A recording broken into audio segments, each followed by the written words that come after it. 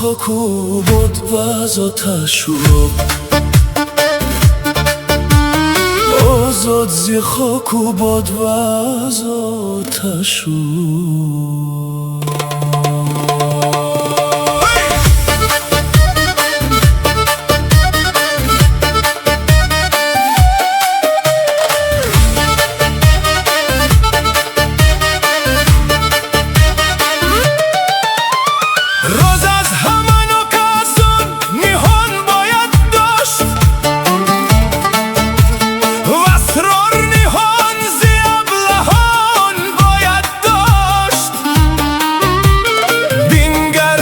جای مردمان خود چی کنی؟